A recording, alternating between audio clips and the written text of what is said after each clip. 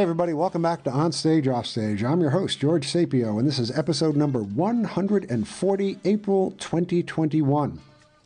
Our guest this month is Royal Shiree. Royal is a playwright, director, and performer. Her latest work is Lamentations and is currently produced by the Hamner Theater in Virginia. This is a riveting and powerful play about racism in the United States that will challenge everyone who sees it and hopefully instigate profound discussion and provide perspectives for deeper understanding of what our fellow humans live with every day. Probably, to me, the running theme throughout Lamentations, which is, whose truth is it? What book do we read? What books are we told to read? What's the information that we get, and who is giving us that information? And I was especially moved by the passages about, this is my Bible. No, this is my Bible. How long did it take you to come up with this? I'm assuming it's to actually start writing, okay, the production, and then putting it together. And what was that like? Because I don't think it sounds to me like it could not have been a very easy process for you. I have been thinking about this for years, and I have, been challenged with my own issues of racism, being hurled at me. Mm-hmm. And I have always been silenced. And, and I was told, you can't write anything like this unless you are somebody big, talking about other Black playwrights, So once I became playwright, resident playwright for the Hamner Theater, she absolutely gave me the freedom. Boomy Pedersen, the artistic director, gave me the freedom to write. So I did, some research and everything. Like I said, it actually took me years to do it. But once I sat down, it took me like 4 days to write it. The poems were already in my computer, but it took me 4 days to write it, and maybe, a week or two to edit it and stuff like that. But I feel, the way I was raised and, just in general, I was really nervous. I was full of trepidation because I didn't want to offend anyone or hurt anyone. And I'm taking, people's feelings into consideration, even though, for centuries, we've been horribly treated by these people that I am trying to be sympathetic to. And I think this play, allows me to be unapologetic about what has happened to us. So it took me a couple of days to write it, a couple of days to edit it. And I think what's really, okay, so the narrator, I don't want to tell too much. If you want to share it, that's fine. But the main person he goes through the history from the beginning of the world, God created man, to the Constitution. Yeah. So everything that he articulated had been articulated in some form or fashion. From the Willie Lynch papers, he actually went around to different plantations on how to make a slave. The Constitution and the little twists and turns to say that, yeah, all people are free except for crime. And then people started coming up with these ways to criminalize Black people. So, every iteration of that narrator's narrative kind of, reflects how how pervasive racism is and has been and continues to be. So, yeah, well, I think it's a series of stacking the deck against you over and over and over and and over. over, yes. Because I saw many instances in this piece alone, you know, the guide for keeping slaves, the guide for treating slaves, right? You know, it's like a manual. And I was like, okay, I'm not surprised this existed. I've never seen one. But it made perfect sense once I heard it delivered, all right, through the character that you wrote in there. And especially because he was in whiteface. And it took me a couple of seconds to think about what that meant, because all of a sudden I saw him on the screen and I'm like, oh, there's a clown on the screen. That was my first thought. Okay. And then I thought, no, this is completely different. And all of a sudden I'm staring at something which I did not expect to see. Yeah, it's, you were talking about not offending anybody. And I don't think that's, especially when discussing this in the open and stating facts and presenting the black case, the black side of this argument, I don't think that's going to be possible, because there are just too many, as you show, the person with the whip scars, okay? The men and women with the amputations. Yes. These are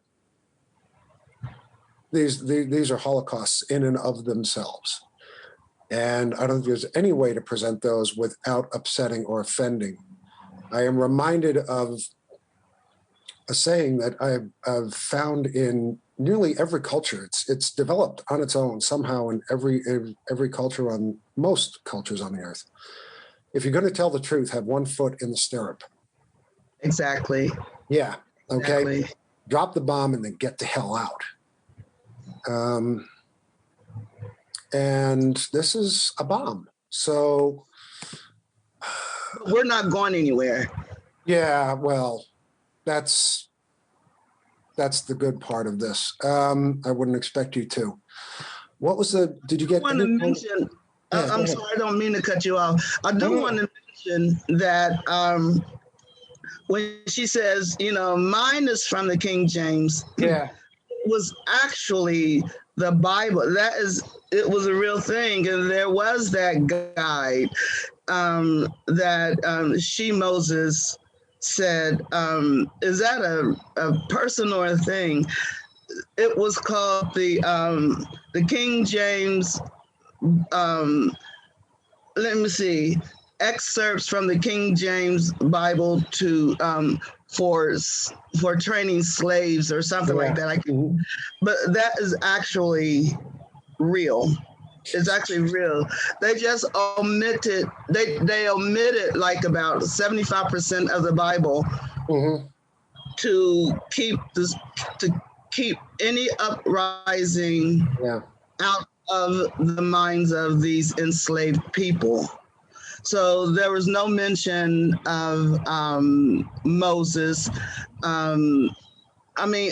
So much had been omitted just to, keep the enslaved in line. Well, if you call something the word of God, it's pretty much theoretically inarguable. You can't argue with the word of God. And if you don't know the contents of the book, you can't argue with the book that they give you. And that has been one of the basic things that ruling classes over the thousands of years have known. What kind of information do we pass on? And since I was raised Catholic, raised Christian, the Bible is a big part of my upbringing. And I have since done some study on it and discovered a lot about its history. And there are challenges and questions, but a lot of people swear by the Bible and a lot of people hold the Bible up. We use it to swear in court. Okay, so that whatever we say is going to be the God's honest truth and it's inviolable. But the Bible has been used in so many thousands of different ways to enslave, control. The actual genesis of the Bible was a compendium of apostles or writings that that certain people in the 3rd century decided should be in the Bible. So its genesis is questionable. Its message is sometimes questionable. How much of an effect has it had in your life? The Bible? Yeah. Okay. My father was a minister.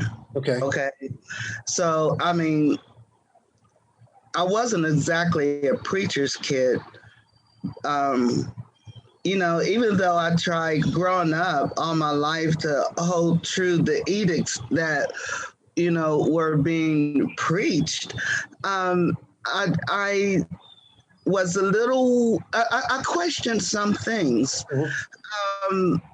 So I did not become the religious orator or anything like that, but I became very, very spiritual. You know, I do feel that I have to walk a fine line, but I think what people fail to acknowledge is Newton's law. You know, for every action, there is an equal and opposite total reaction. For every left, there's a right. For every up, there's a down. So everybody always wants to blame God or put everything on God. When and even the name God does not necessarily have to be. You know, it doesn't even have to be a he. You know, God could be, you know. But as I think that people just need to believe in something, but you can't blame everything on God because people want to interpret the way it's convenient for them. To ooze their moral senses or lack thereof. You know, well, I guess God wanted it that way. Well, no, maybe Satan wanted it that way. I mean, he was an angel of God, you know, until he got cast out, and he still has, you know, tremendous power. And I think that that is what comes through in Lamentations between Mrs. and Sonny or she Moses, you know, because Mrs. uses the Bible and took out all, you know, that Bible removed all inferences of freedom, of Satan, and they taught these enslaved people that Bible on how to, you know, maintain slaves. So it's a matter of interpretation. If you look at Christianity today, all of these Christian folk, you know, they want to, you know, deify all of these people whose hearts are not in the right place. You know, you can't be a Christian and promote hate regardless. So I think that I tried to make that come through, you know, and you know the play is replete with, you know, all these biblical references, even some proverbs, African proverbs. So I tried to give perspective. Yeah, no, I that was one of the passages that that blew me away, because you've got Mrs. on one hand using the Bible for enslavement, and you've got Moses on the other hand saying, "Yeah, but look at these passages." Okay, in the parts of the Bible you didn't give me. Okay, and these are passages of hope. These are passages of freedom. You know, this is a source for people like us to take to heart, because there is a better world. Right, which, by the way, you didn't tell us about in the copy of the book that you gave us. What's up with that? And that happens so many times across centuries and cultures. I was a high school teacher for a while, and one of the things that struck me was the things that were left out of the history books that I was supposed to teach. Exactly. Like 2 paragraphs on slavery, and then we're done. Okay, a total misrepresentation of the Trail of Tears, and we're done. Yes. Okay. Yes. And I started reading history about these things, the real history, revisionist history, or whatever you want to call it, years later. And I became unbelievably angry at the lies that I had been fed over the years. And it was disappointing and it was horrible, but it woke me up to a lot of things that were very, very troublesome. And you covered that brilliantly, just with that little 3 or 4 minute business of the debate and the look on Mrs. face that she was actually being debated. Right. The temerity of that slave woman to challenge her. Oh, yeah. How dare you speak to me that way? Well, Exactly. I'm free. Guess what? Yeah. Lines that made me think. This is your story, children. Weep. Yes. Yeah. All right. This is the truth. This is your history that nobody else will tell you. This Right. will break your heart and cause your spirit to stumble. How are you going to get through this? But it also says it's the faith that you know not yet that will carry you, not the crate. And this is a story of hope. Yeah. And I think that basically one of the things that I try to do throughout the play, just like we are constantly reminded of the Eurocentric aspect of America or the world, we don't have a story, and the European history is being repeated, like you said, in textbooks. Mm-hmm. It's all over. Yeah. But it's time for us to continue to tell our stories, and we need to tell it boldly and bravely. And when it comes to like Black Lives Matter, it's not that anyone is saying that all lives, don't matter or all lives matter. Absolutely. Yeah. Even a dog's life matters, but the thing is, when Black lives are not as respected as even a dog's life, then we have a problem. Yeah. So I wanted to have the history being told, and that it continued to be told, and to have hope and faith, and then it ends with, this is the story of your people, so weep, little warriors, weep. Because we have been warriors for 400 years. Yeah. I think the most powerful line in the entire play, and this is exactly what you were just talking about, and you just mentioned it, was, we can write our own stories. Yes. We have a way of communicating our truths. It might not be the propaganda, onslaught that everybody else has had over the years, the Eurocentric view, the textbook makers, whatever it happens to be. But we can write our own stories. And the words that got me were, we can. All of a sudden, it's like, we don't need permission. And getting that message out, as simple as it is, can make somebody stop and think and go, oh my gosh, you know what? I have a weapon now. I have a way of getting my truth out. I have a way of joining the conversation and changing the way people look at us. I thought that was amazing. And the other line that I found was, I am America. Oh, yeah. Considering everything that Black people have been through since they were brought here, and the way they've been treated, and the things that nobody bothers to tell everybody else because they're hidden in the dark. I am America. Yeah, it's true. You're as much of America as anybody else, probably even more in certain cases. More, exactly. And being white person, old white guy here, I could never understand what it's like to be a Black person in America who is part of America. Without that, America wouldn't exist, and that's one of the truths. Without Black people, literally built it. Yeah. Yeah, we built America. We built the White House. We invented, the enslaved were such a huge contribution to development of this country. You know, we built the stoplight. We invented the stoplights. We invented steam engines for boats, for war boats. I mean, there's so much that Black Americans have contributed to that no one knows anything about. Because we're not told. We're not told. When I was in school, I was taught that Crispus Attucks. Crispus Attucks, yeah. Yes. I had trouble pronouncing that as a kid myself.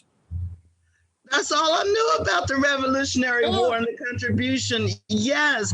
And every time, you know, when they said it, because we had a pretty racially diverse, you know, elementary school.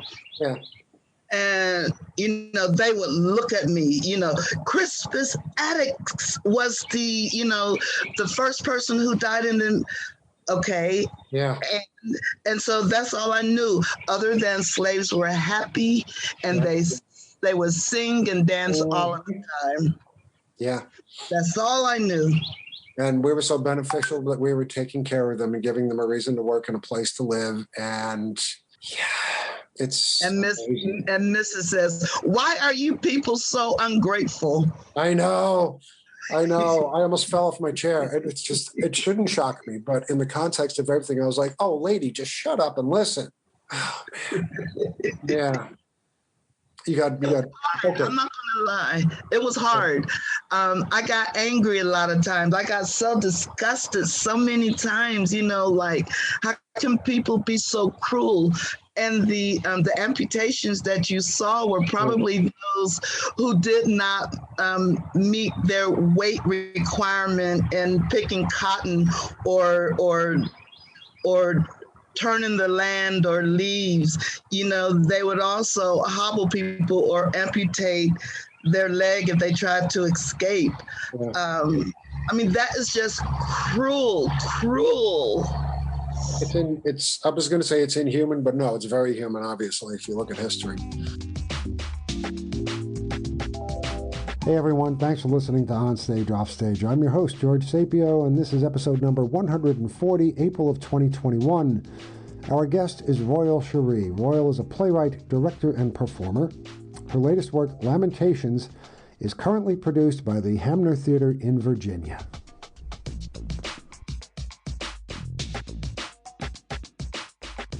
Lamentations premiered, let's see, this is Thursday. The 20th.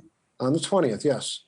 And the theater is putting out, Hamner Theater is put it up on YouTube. Is that for general, or do you have to have an invite to see that?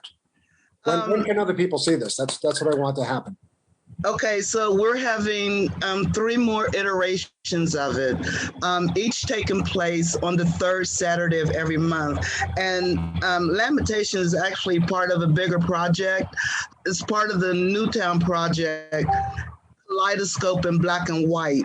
And the Newtown project actually, there are plays centering around a 1985 explosion that happened in Newtown, Virginia, in a poor and Black community.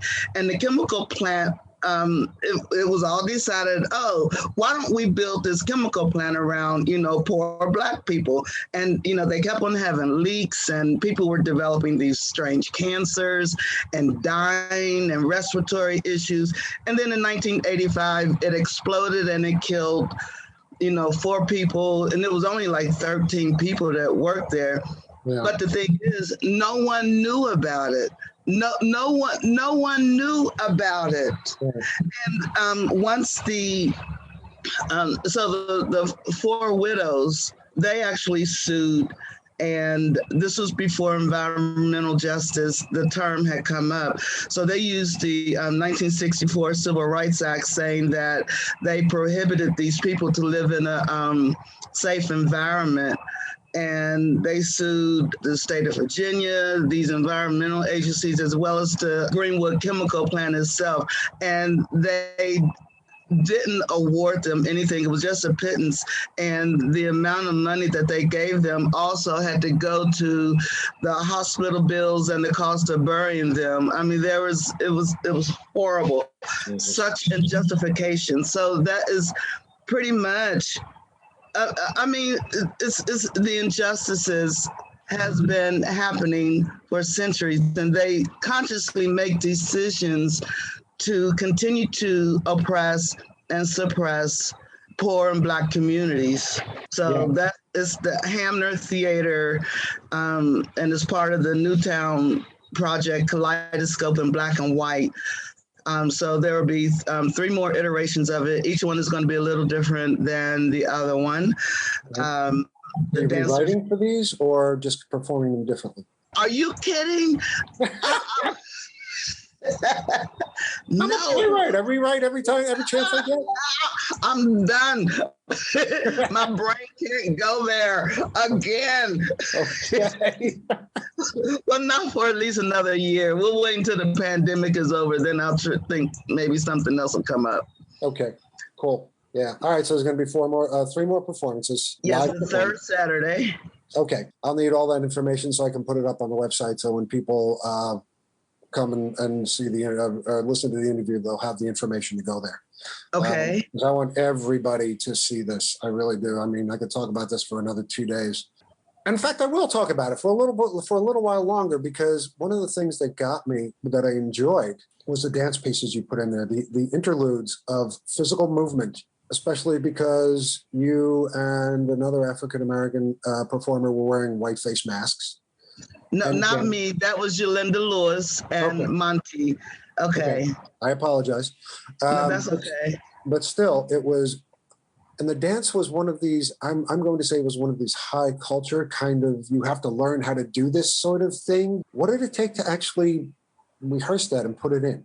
You know, like I said, I knew what I wanted to be presented. I knew that there was going to be dance. I knew that there was going to be music. I knew there was going to be drumming, which was, I did the drumming myself.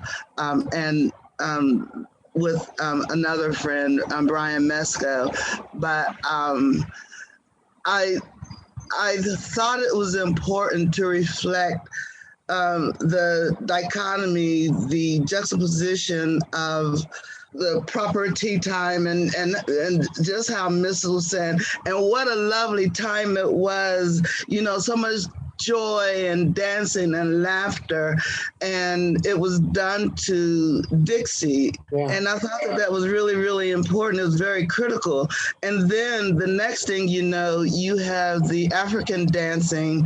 One was on the Middle Passage, which was, 57,000 voyages to travel all the way to Africa, kidnap these people, and then bring them here. So I wanted to show that contrast, that social contrast. Yeah, they had a great life at our expense. So that was very important for me to reflect that. The interpretation was challenging. I love dance pieces when they're inserted into normal, works of art, because all of a sudden this is a way of saying something you can't really say as well with words.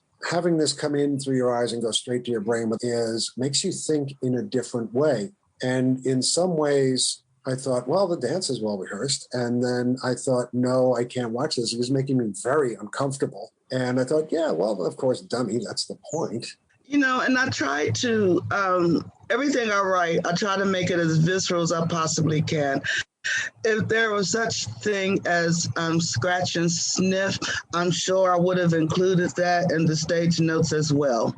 But I can't wait till your next play then. Oh, watch out, buddy.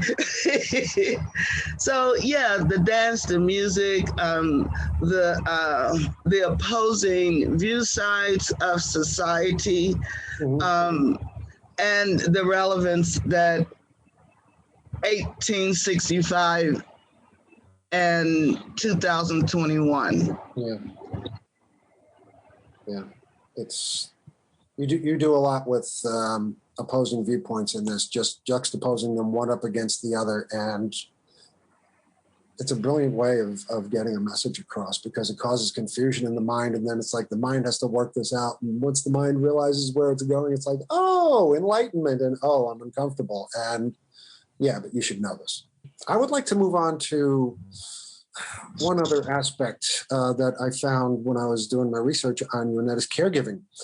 You wrote The Caregiver, Disturbing Images of Your Future, which you co-wrote and co-produced with Phil Spinner. Please, can you talk a little bit about what brought you to that and how you explored that issue and how you came up with this project?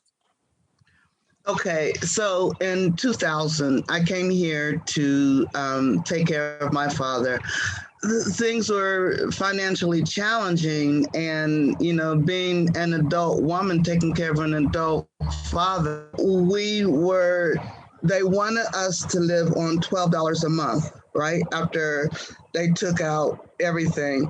And I was not being acknowledged as a woman, as an adult, and as a caregiver. I myself knew that I was saving the state $1 million a year by keeping my father at home. And most seniors want to stay home.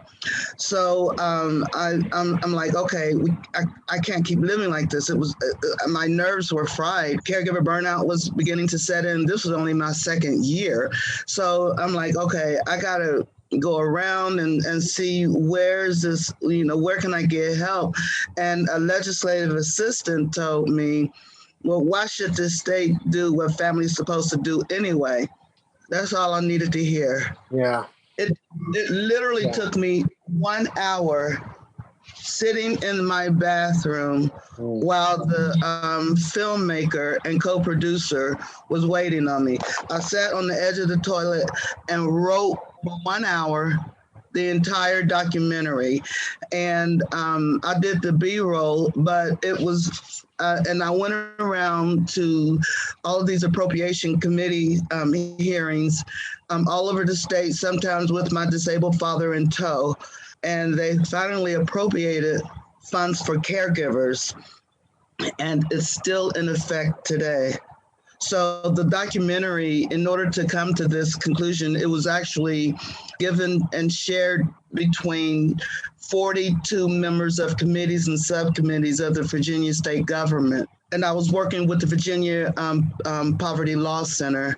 So I'm really proud of that accomplishment.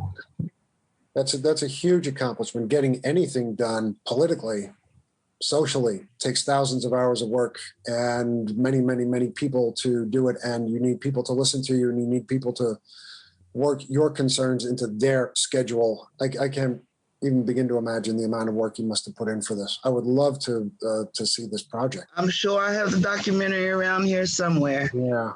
Where can we, is it?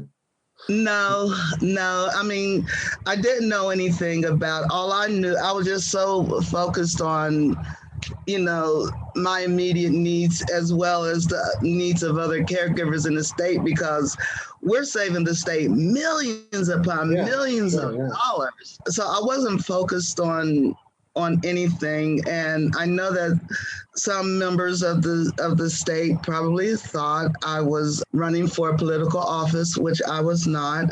So when I gave a public showing of the documentary, I found out later on there were actually a couple people from the state that was there to see what I was up to. So, but things don't happen until it becomes personal.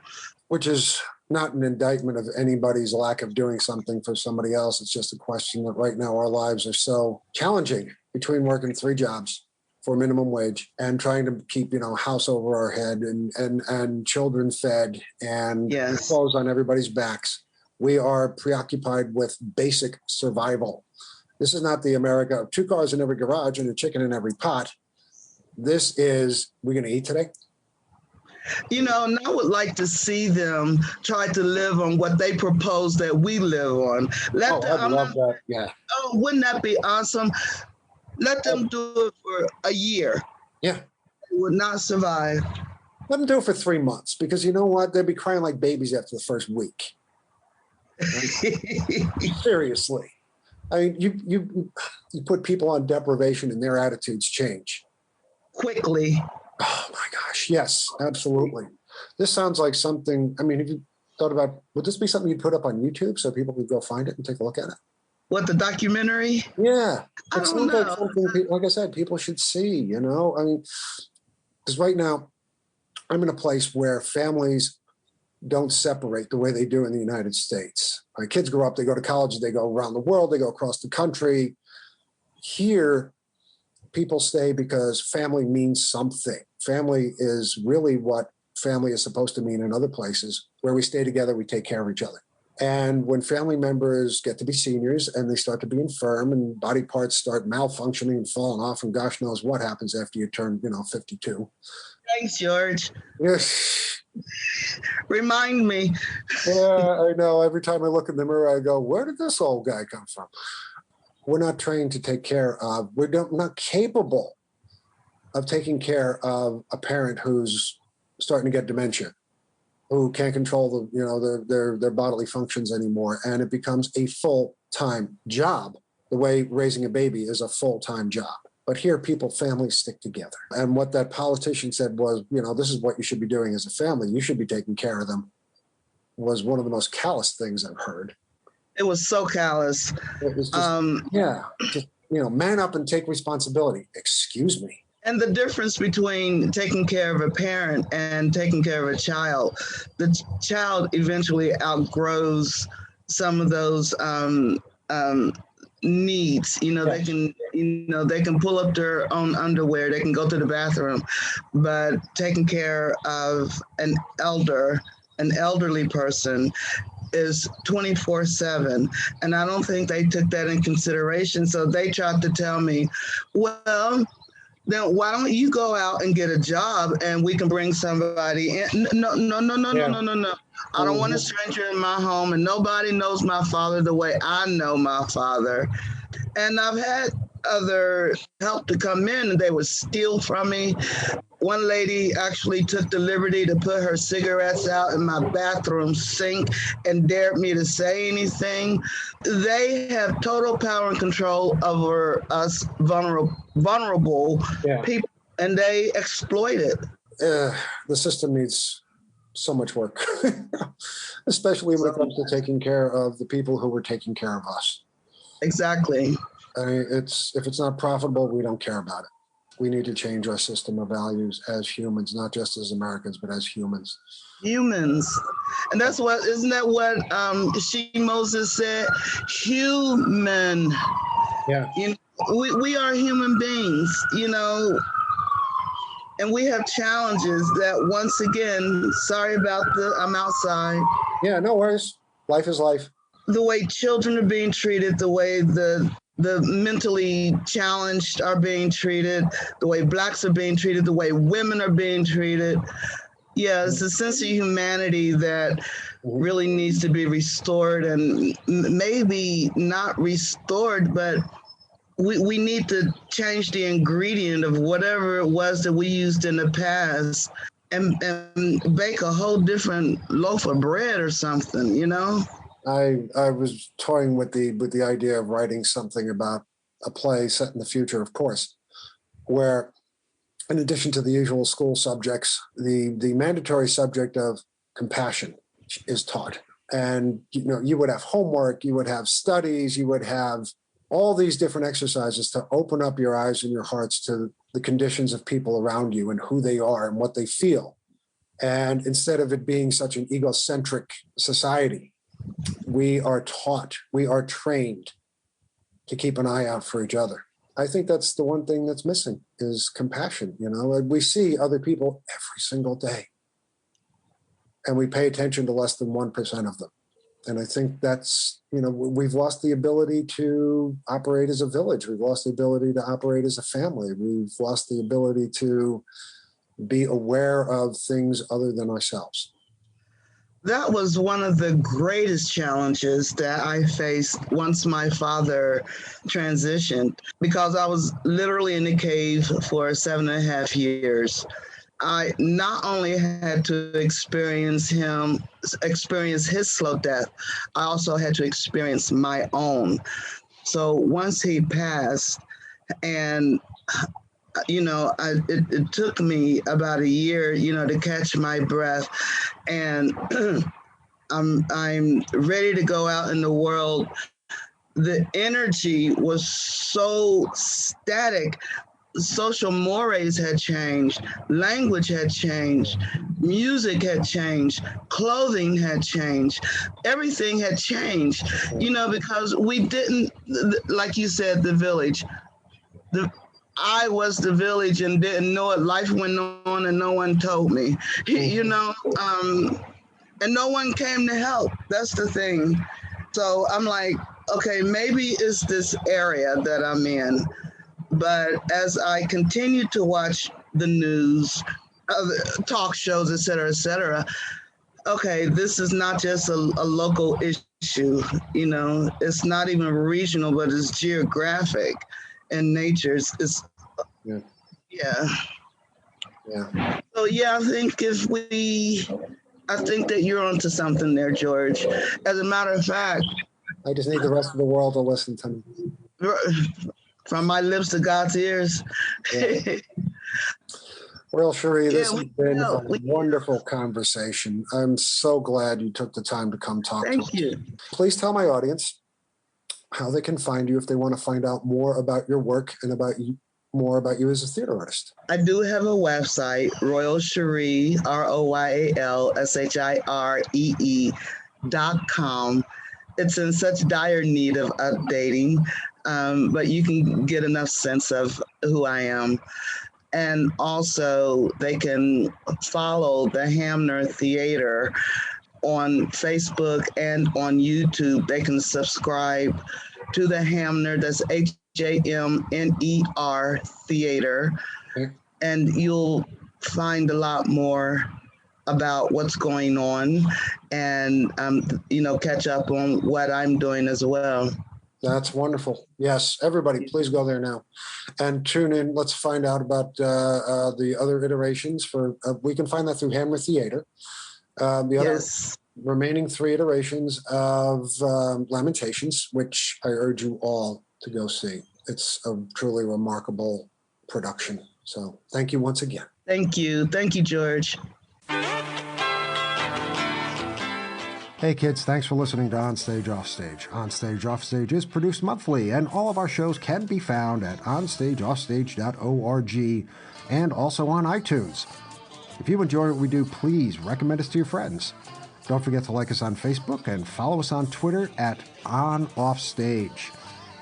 And if you are a theater artist with an upcoming project of interest or work in a part of theater we haven't covered yet, or know of someone in the theater who would make really good chat, send us a note at info@onstageoffstage.org. Onstage Offstage believes in and advocates for a world where all people are free to live their lives as they wish, in peace and without fear. We believe in universal respect, diversity, and equality in all areas of life for all people, no matter what their nationality, race, religion, age, sexual status, or gender. Onstage Offstage will never promote or endorse those who seek to diminish others because of who they are. I'm George Sapio. Thank you once again for listening, and please, kids, stay safe. Be careful for yourself and for those with whom we share this rock. And as always, happy theatering to all of you.